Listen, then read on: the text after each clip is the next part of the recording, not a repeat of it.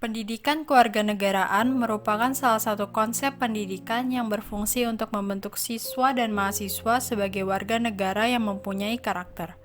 Keterkaitan pendidikan kewarganegaraan terhadap pengembangan karakter dikemukakan oleh Samsuri yang menyatakan pendidikan kewarganegaraan memiliki dimensi-dimensi yang tidak bisa dilepaskan dari aspek pembentukan karakter dan moralitas publik warga negara. Tujuan pendidikan kewarganegaraan tidak hanya sekedar membekali siswa ke jenjang selanjutnya, akan tetapi penanaman moral yang diharapkan dapat membentuk warga negara yang baik. Sumiati juga pernah menyatakan bahwa PKN sebagai pendidikan nilai, moral, dan norma tetap ditanamkan pada siswa sejak usia dini.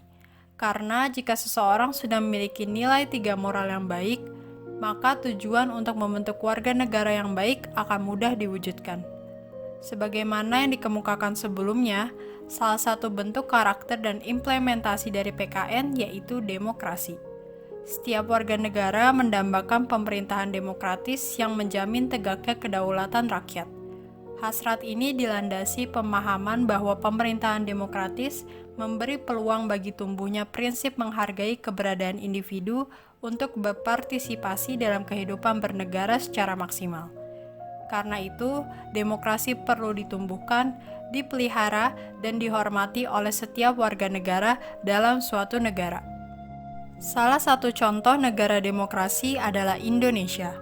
Karena Indonesia bercita-cita untuk membentuk serta mendirikan negara demokrasi yang berwatak anti-feodalisme dan anti-imperialisme dengan tujuan menciptakan masyarakat yang sosialis. Hal ini menunjukkan demokrasi itu sangatlah penting dan berlandaskan keadilan. Maksudnya, yaitu terbukanya peluang kepada semua orang, dan setiap orang juga mempunyai hak untuk menentukan sendiri jalan hidupnya. Tetapi hak tersebut harus dihormati dan diberikan peluang serta pertolongan untuk mencapai hal tersebut. Namun, sebenarnya apa itu demokrasi?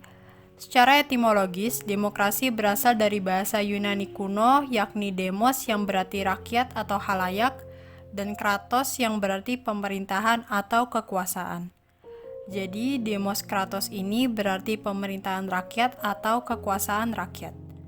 Abraham Lincoln, mantan Presiden Amerika Serikat, pernah menyatakan, "The government from the people, by the people, and for the people."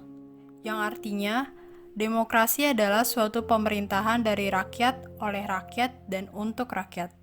Sehingga dapat disimpulkan, pengertian demokrasi adalah suatu pemerintahan di mana semua warga negaranya mempunyai hak dan kesempatan yang sama untuk berkontribusi dalam proses pengambilan keputusan yang mempengaruhi hidup mereka. Rakyat memiliki kekuasaan tertinggi dalam hal pembuatan keputusan yang berdampak bagi kehidupan rakyat secara keseluruhan. Bentuk demokrasi dibedakan menjadi dua, yaitu demokrasi langsung dan demokrasi perwakilan. Demokrasi langsung merupakan suatu bentuk demokrasi di mana setiap rakyat memberikan suara atau pendapat dalam menentukan suatu keputusan. Sedangkan demokrasi perwakilan adalah seluruh rakyat memilih perwakilan melalui pemilihan umum untuk menyampaikan pendapat dan mengambil keputusan bagi mereka. Tentunya pemilihan dilandasi dengan karakter atau sikap luber jurdil. Sayangnya, zaman sekarang masih banyak rakyat yang belum memahami apa artinya demokrasi. Mereka belum mengerti dampak apa yang didapat ke depannya jika tidak ada demokrasi.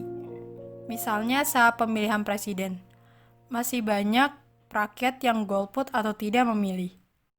Padahal satu suara rakyat saja sudah sangat mempengaruhi pembentukan negara kita. Mungkin ini disebabkan karena kurangnya pengetahuan dan informasi. Oleh karena itu, pelajaran dan mata kuliah pendidikan kewarganegaraan sangat diperlukan dan harus selalu didukung.